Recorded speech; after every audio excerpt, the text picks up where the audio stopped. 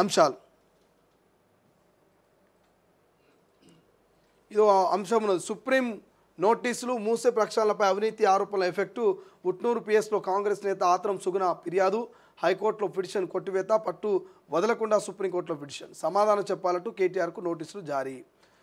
అంటే మూసీ ప్రక్షాళన అవినీతి ఆరోపణలు అంటూ 25,000 కోట్ల రూపాయలని ఏదో సమ్ కామెంట్స్ చేసిండు కేటీఆర్. ఆ కామెంట్స్ మీద కాంగ్రెస్ నేత ఆమె ఫిర్యాదు చేస్తే ఇదే 25,000 కోట్ల రూపాయల కుంభకోణం అని. ఇదే మూసీ ప్రక్షాళన అంశంపై చేసిన వివాదాస్పద వ్యాఖ్యల కేసులో సుప్రీంకోర్టు శుక్రవారం బీఆర్ఎస్ వర్కింగ్ ప్రెసిడెంట్ కేటీఆర్కు నోటీసులు జారీ చేసింది. మూసీ ప్రక్షాళన పేరుతో కాంగ్రెస్ ప్రభుత్వం 25,000 కోట్ల రూపాయలు కుంభకోణానికి పాల్పడుతున్నట్టు కేటీఆర్ గతంలో ఆరోపణలు చేశారు. దీంతో కాంగ్రెస్ నాయకురాలు ఆత్రం సుగుణ ఉట్నూరు పోలీస్ స్టేషన్లో కేటీఆర్పై ఫిర్యాదు చేశారు. ఈ మేరకు కేసులు నమోదు చేసిన పోలీసులు ఎఫ్ఐఆర్ జారీ చేశారు. కాగా తనపై నమోదైన ఈ కేసును కొట్టివేయాలంటూ కొంతకాలం క్రితం కేటీఆర్ తెలంగాణ హైకోర్టులో పిటిషన్ వేశారు. దీనిపై విచారణ జరిపిన హైకోర్టు కేటీఆర్పై నమోదైన ఎఫ్ఐఆర్ను కొట్టివేస్తూ తీర్పునిచ్చింది. దీన్ని సవాలు చేస్తూ ఆత్రం సుగుణ సుప్రీంకోర్టులో పిటిషన్ వేశారు. దీంతో శుక్రవారం జస్టిస్ సంజయ్ కరోల్, జస్టిస్ సతీష్ చంద్రశర్మతో కూడిన ధర్మాసనం విచారించింది.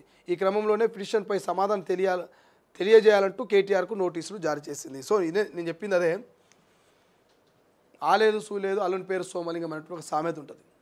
ఏమిట్లకేం కాకపోతే అప్పుడే పండగ అయిపోయినట్టుగా ఫీల్ అవుతారు కొంతమంది. పిల్ల గుట్టక ముందే కుల్లగుడ్డి పెడతారు తెలంగాణలో. ఇట్లా కొన్ని సామెతలు ఉంటాయి. మూసీ ప్రక్షాళనకు సంబంధించి డిపిఆర్ రెడీ కాలేదు, ప్రాజెక్టు ముందడుగేయలేదు, ఏమిట్లకేం కాకముందే 25,000 కుంభకోణం జరిగింది. ఢిల్లీకి మూటలు పంపిస్తున్నారు. ఇదంతా కాంగ్రెస్ పెద్ద స్కామ్, దోచుకోనికనే ఈ మూసీ ప్రక్షాళనని పెద్ద స్టేట్మెంట్ చేశారు కేటీఆర్ గారు. ఆ స్టేట్మెంట్లో భాగంగానే కాంగ్రెస్ పార్టీ నేత ఆత్రం సుగుణ మరి కేసు పెట్టింది. 25,000 కుంభకోణం అని మా ప్రభుత్వం మీద తప్పుడు ప్రచారం చేస్తారని కేసు పెడితే ఎఫ్ఐఆర్ నమోదు చేసి మరి సార్కు కేటీఆర్ సార్కు పంపిస్తే ఇక ఆయన హైకోర్టులో పిటిషన్ దాఖలు చేసిన ఈ కేసును కొట్టేయాలని. హైకోర్టు కూడా ఆ కేసును కొట్టేస్తూ తీర్పునిస్తే ఇది ఇట్లా కాదు అట్లా కాదని చెప్పేసి ఆమె మళ్ళీ సుప్రీంకోర్టుకు పోయింది.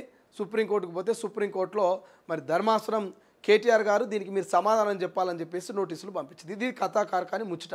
మరి ఈ నోటీసులకు కేటీఆర్ ఏం సమాధానం చెప్తారో చూడాల్సినటువంటి అవసరం ఉంది. 25,000 కుంభకోణానికి సంబంధించి ఆయన దగ్గర ఏమైనా ఆధారాలు ఉన్నాయా, లేకపోతే ఉత్తగానే బట్టగాల్సి బదనాం చేసే ప్రయత్నం చేసిందా, ఏం చెప్తాడు సుప్రీంకోర్టు ముందు హాజరైతాడా కాడా, మరి ఎటువంటి నిర్ణయం తీసుకుంటారు అనేది ఇప్పుడు చర్చనీయాంశంగా మారింది. సో వరుసగా నోటీసులు అయితే వస్తున్నాయి. మొన్ననే ఏసీబీ నోటీసులు ఇచ్చింది ఏది ఈ ఫార్ములా ఈరేస్కి సంబంధించి. ఇప్పుడేమో సుప్రీంకోర్టు నోటీసులు ఇచ్చాయి ఆ వ్యాఖ్యల మీద.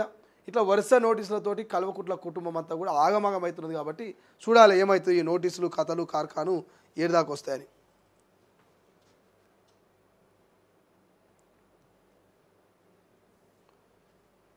ఇంకేమున్నాయి నాకేం తెలియదు, అంతా కేసీఆర్కే. సుప్రీం నోటీసులు ఓకే. స్వేచ్ఛలో చూస్తే